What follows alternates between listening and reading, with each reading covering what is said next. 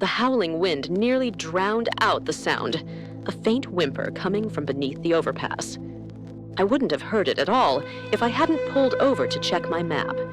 It was getting dark, the storm was intensifying, and I was already running late.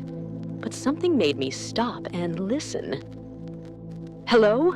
I called out, my voice swallowed by the rain. Nothing, just the constant drumming of raindrops on concrete. I was about to leave when I heard it again, a weak, desperate cry that sent chills through me despite the humid summer air.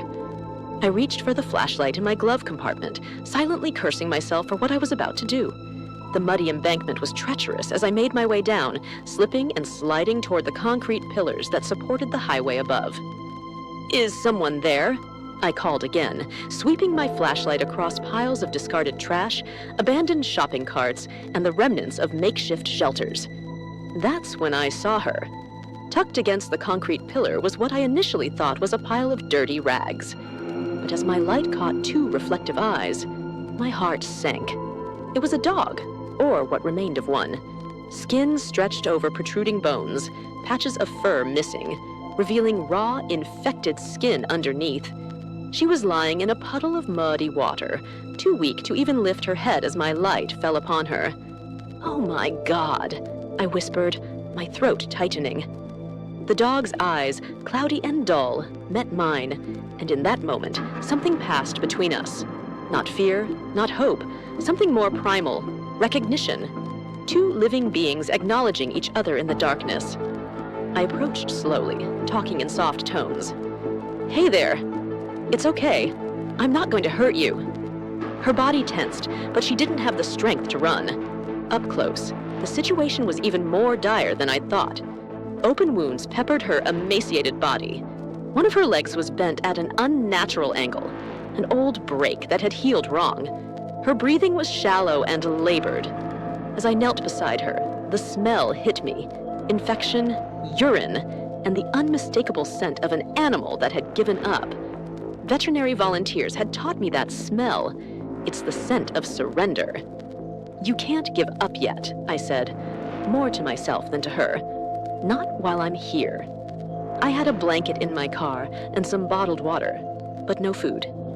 The nearest emergency vet was at least 30 minutes away, and I wasn't sure she would survive the journey, but leaving her wasn't an option. When I tried to slip the blanket beneath her, she let out a guttural growl, the last defense of an animal that had known only cruelty from human hands.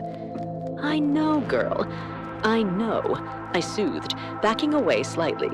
"But you're going to die here if you stay." The rain was falling harder now, thunder cracking overhead. Water was beginning to pool around us, rising slowly but steadily. The underpass was starting to flood. Time was running out.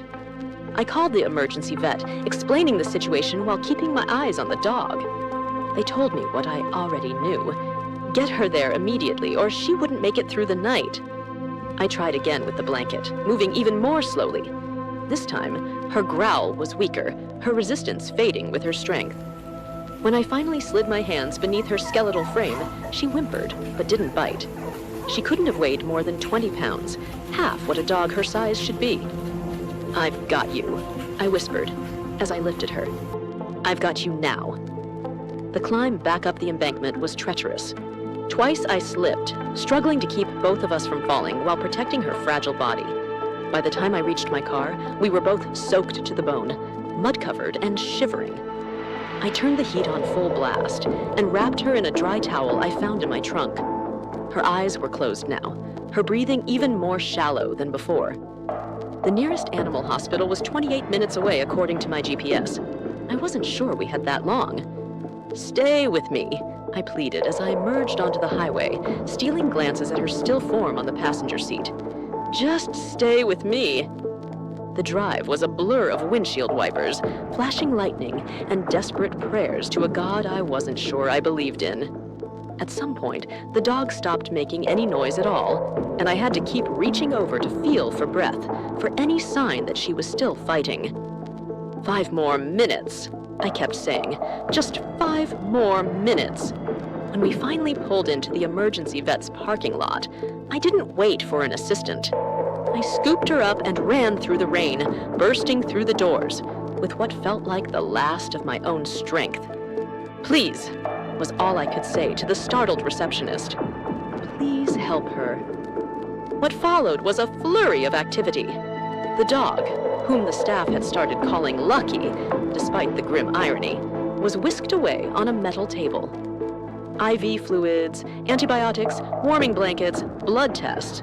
The list of interventions seemed endless. The vet didn't sugarcoat it. She was in critical condition: severe dehydration, malnutrition, heartworm, multiple infections, the broken leg, and likely internal parasites. "Has she been your dog for long?" the vet asked. "She's not mine," I admitted. "I just found her under the highway." The vet's expression shifted slightly. We both knew what this meant. No owner meant no one to pay the mounting medical bills. No owner meant that even if she survived, her future was uncertain at best. "We'll do what we can tonight," the vet said carefully, "but you should prepare yourself, and tomorrow we'll need to discuss options." I understood the subtext. Options meant potential euthanasia if no one claimed financial responsibility. I nodded numbly, watching through the window as they worked on her frail body. I called in sick to work, canceled my plans, and spent the night in the waiting room, making calls to every rescue organization in a 50-mile radius. Most were full. The few that weren't couldn't take a dog with such extensive medical needs. By dawn, I had reached the end of my contact list and the end of my hope. When the vet came to find me, his face told me the news before his words did. "She made it through the night," he said, and I felt my body sag with relief. "But she's still critical. We need to make some decisions." The estimate he handed me was more than a month's rent. I stared at the number, mentally calculating what I could afford, what credit cards I had that weren't maxed out. "I'll cover it," I heard myself say. "All of it?" The vet looked surprised. "All of it," I confirmed, not entirely sure how I would manage, but knowing I couldn't walk away now. He led me to a small treatment room where Lucky lay on a padded table, connected to IV lines and monitors. She looked even smaller in the harsh fluorescent light. But something had changed. When I approached, her tail, a thin, scabbed appendage, twitched slightly. "She recognizes you," the vet said quietly. I reached out slowly, letting her sniff my hand before gently touching her head.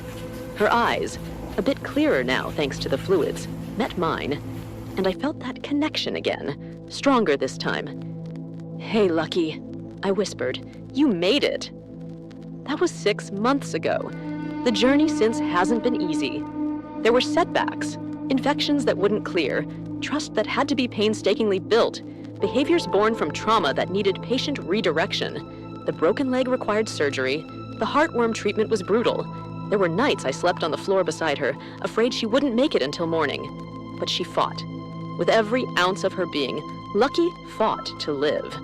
Today, as I watch her running across the dog park, her leg healed, though still carrying a slight limp. It's hard to believe she's the same skeletal creature I found beneath the overpass. Her coat is glossy now, her eyes bright and alert. She's gained 30 pounds of healthy weight, and the vet says she's officially heartworm negative. Some scars remain. She still flinches at sudden movements and cowers during thunderstorms. She hoards food sometimes, hiding kibble around the apartment as if preparing for future starvation. But every day, those remnants of her past life fade a little more. When we return home, exhausted from play, she jumps onto the couch, something she wasn't strong enough to do for months, and settles her head in my lap with a contented sigh. I run my fingers through her fur, feeling the steady rhythm of her heartbeat beneath my hand. Who rescued who? People often ask when they hear our story, repeating that well-worn cliché. But there's truth in it. On my darkest days, it's Lucky who gets me out of bed. Lucky who reminds me that survival is possible, that healing happens one day at a time. Sometimes I think about what would have happened if I hadn't pulled over that night, if I hadn't heard her cry through the storm.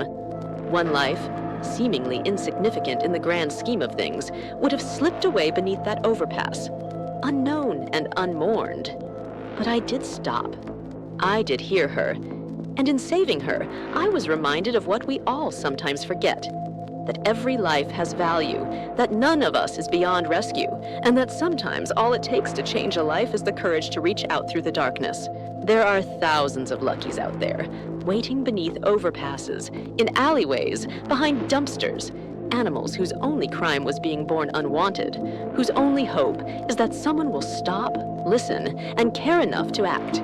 Be that person. Stop, listen, act. Because in the end, the question isn't whether they're worth saving. The question is, who would we be if we didn't try?